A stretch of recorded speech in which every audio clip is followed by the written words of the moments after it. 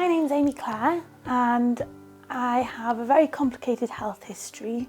So I'm a palliative care patient from age 10. We're doing pretty good because I'm 25 this year. We don't actually have a diagnosis for my conditions. They like to use the fancy term degenerative multi-system disease of unknown etiology, which we like to say is a Latin way of saying nothing works and we don't know why. So I've had care since I was 7, 8. So I've had a lot of different types of care, both under healthcare and social care. So I lived at home with mum and dad until I was 19, and I love my mum and dad to bits. Couldn't move back in with them now because there'd be a murder in about 3 weeks, but still love them very much and I go to visit them quite often. We're very lucky that we've got a very wide social circle and kind of support system of family, friends and what we kind of call adopted family. So people we've just kind of added into the fold and who come for Christmases and birthdays and all that. I like to be busy. So even though I'm not really able to do a traditional kind of full-time job, which it took me a long time to accept, but I've realised it's just not really possible with my health. I do guitar classes, dance classes, I do gardening group, I do yoga, I like going out with friends for coffee or to the pub or on a night out, and I love going swimming as well whenever I can. And on top of that then I try to do a lot of campaigning and like posting on social media and talking at conferences about disability. So specifically for me, I'm really passionate about like palliative care young adults because that's what I am, and we're quite a new commodity. There's not been a lot of us until now, and now there's more and more of us who need a very specific type of care, which is quite high healthcare needs, but also allowing us to be independent and have a life. I find my mental health and physical health are very closely intertwined.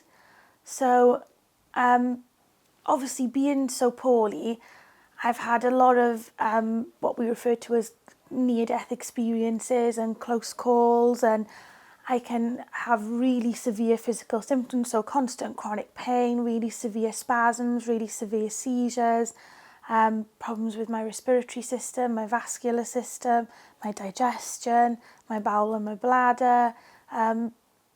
So it has an impact really on every single aspect of my day-to-day life, and that has had an effect on my mental health, along with being in some really traumatic situations, both kind of medical and emotional.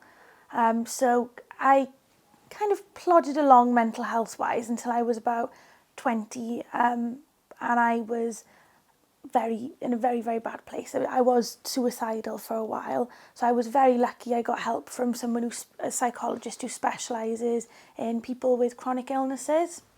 So I started seeing that person and was diagnosed with OCD, PTSD, anxiety and depression. So it's been 5 years and I still go back and forth now and again. I might not see that person for 6 months or even a year, but they're really great in that I know when I need a bit of support and things start getting wobbly again, they're there. So I'm really good at managing my mental health most of the time now. Being busy, like I said, is one aspect to that, because distraction therapy and kind of occupational therapy is the best thing there is for me, both to distract me from physical symptoms and from, that yucky feeling in your tummy, as me and my family call it. And the carers here, several in particular, have been really excellent at kind of learning how to support me with my physical and mental health, because I'm very stubborn and I like to be independent, and I have what my mum calls Laura Doone moments where I kind of will isolate myself quite a lot, and they're quite good at knowing the days to leave me have a bit of space, but also knowing the days to barge in with a cup of tea and say, let's play top trumps, or I'm going to talk to you about Love Island even though you really don't like it, and things like that. So I'm very lucky, in that sense. And as I said, I've got a very good support system with family and friends as well. But I think it's very interesting that people don't always realise how intertwined the two are. So I might have a bad physical day but a good mental health day, and I actually cope really well and just carry on. But then the next day might be actually a fairly okay day physically but a really bad mental health day, and I just don't cope very well with those physical symptoms. I started at LMC about, 6.5 years ago now it must be, because I've lived here for 6 years and I came for respite for about 6 months. I started coming here because I'd gone to T Haven Children's Hospice for my primary respite, but once I'd kind of graduated from there, as we call it, at 19, the nearest service was in North Wales, which is Hope House, and because of my health it's actually quite difficult to make that journey up there to get the support that you need, ironically. So we were very lucky that someone found Lewis Martin Court for us, and I started to come in. It was every other weekend originally, and then every weekend. And I think the original plan was we'd gradually build up my time in LMC, so we were getting quite near to swapping it so that I'd live here Monday to Fridays and go home Saturday to Sunday. But my mum had a stroke and I had a cardiac arrest all within a 3-month period, and none of us were coping very well. It was a lot on my dad to be a full-time carer to 2 very poorly people. And I think, I've talked about it with my mum and dad, it was a lot of pressure on them, because every time I had a seizure or a spasm, it was that constant thought for them of what if she stops breathing, and kind of, they felt it was all on them to keep me alive. And that was a lot of pressure to have 24/7, even with, some really good support. So I decided to move into Lewis Martin Court. I made the choice, called a little meeting, said I think that's the only thing we can really do. So I think it's quite hard sometimes, because it was my choice to move here, but there wasn't really another option. Well, there wasn't another option on the table.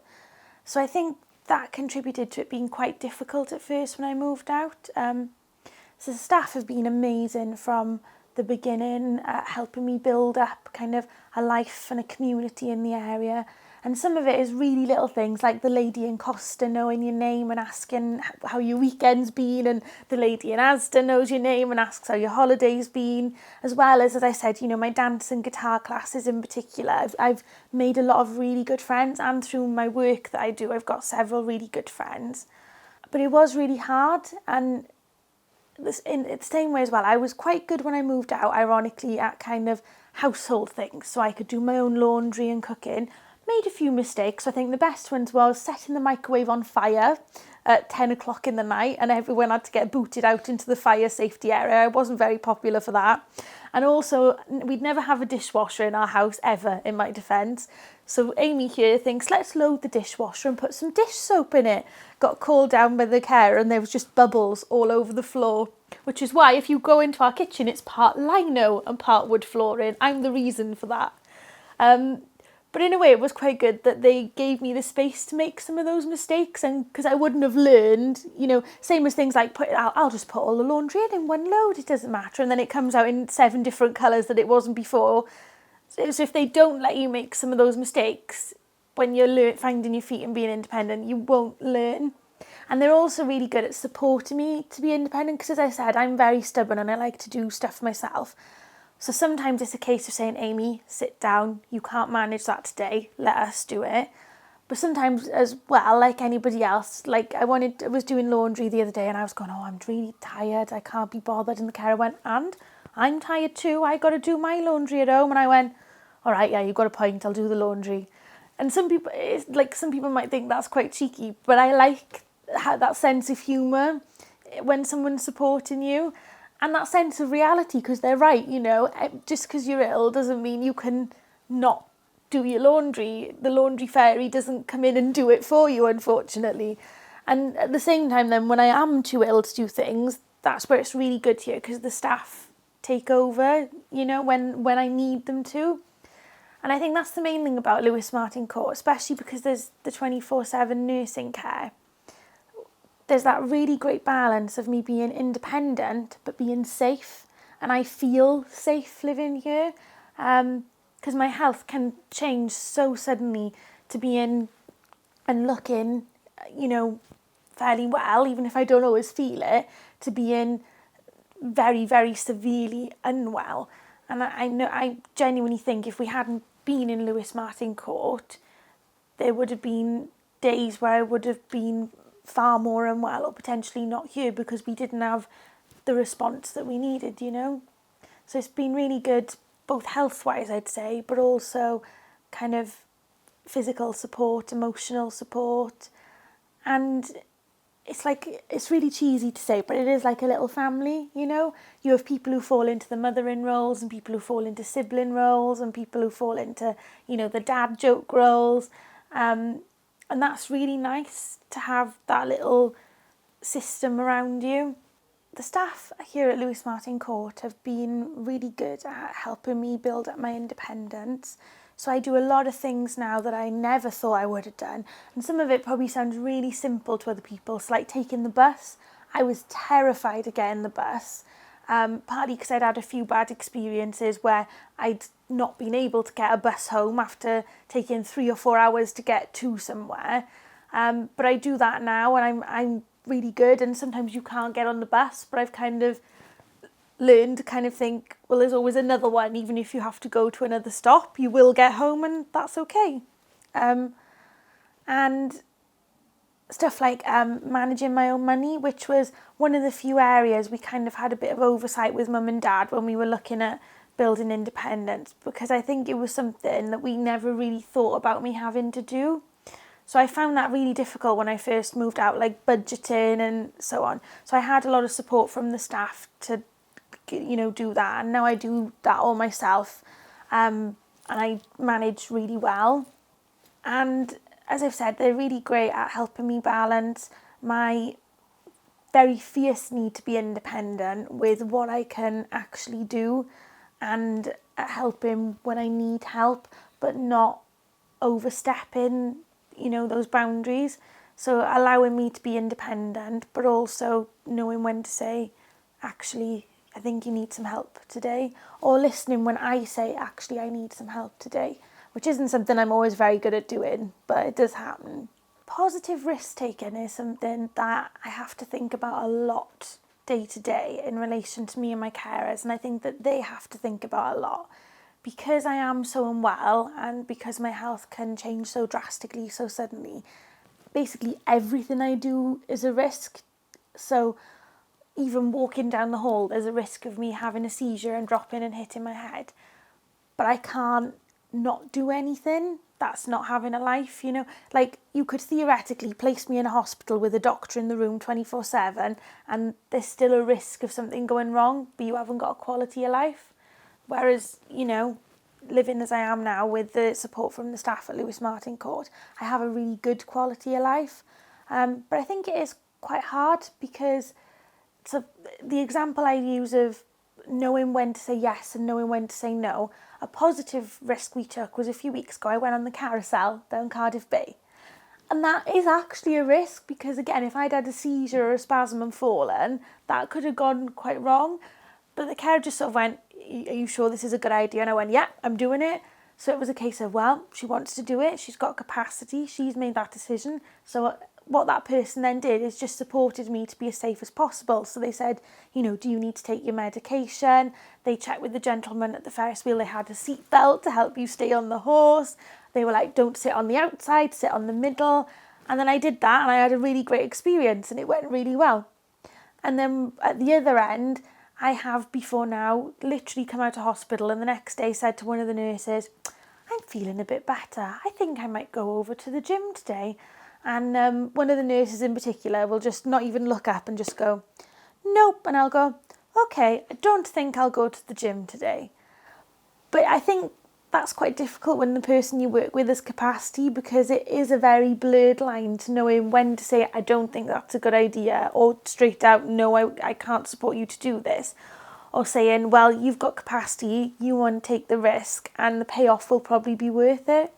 So I think it's something that we should teach, carers a lot more to have to think about, especially because there's more and more young people like me who have quite severe physical health needs, but have capacity and understanding and want to do things like go on the roller coaster rides at the fun fair despite the risk. So that's something that I think we should talk about a lot more, and to help people to kind of prepare for in a care role. I think it's really important to be able to build positive relationships with the staff that look after you. And I also think a lot of care companies kind of teach this line of, oh, don't get attached to your clients. You shouldn't form attachment or relationships. And I don't think that's a realistic viewpoint to take, because you're so intertwined in that person's life. You're there for the best moments and the worst moments and everything in between. That actually, I think if someone doesn't get attached, they aren't a very good carer, because they're not caring about the person they're working with. So I think it would be far healthier to say, you will form attachments and relationships, but here's how to keep healthy boundaries in place and how to keep each other safe whilst being, so involved in each other's lives. And I think it's really important for people to understand the impact those relationships have, because some days seeing the carers is the only social interaction I have. So if it was someone who was really distant and stern, and that's not very helpful for me. But what is helpful for me is, someone with a really good sense of humour in particular. Because someone who can make you laugh on a really bad day, that is a really big helpful thing. I got blue lighted in with a member of staff, and it could have been a really horrific traumatic experience, but that person had such a good sense of humour that I ended up just laughing most of the day. So I think it has a really big impact when you form friendships really with the staff that look after you. And it will have a really big impact on how you then live your life, because you'll enjoy doing things with a carer. You won't resent having that person there, because it would be very easy for me to feel quite resentful of having to, because I can't go out anywhere on my own. It'd be easy to start thinking, oh God, not you again. But actually we have such a great team of staff that you enjoy that experience. It's like going out for the day with your mate. And they're very good here at kind of thinking, well, that person hates swimming, so we'll try not to send them swimming. That person loves it, so we'll send them. And then that person can do this activity. And so it works really well that both of you enjoy that time together and that activity you're doing.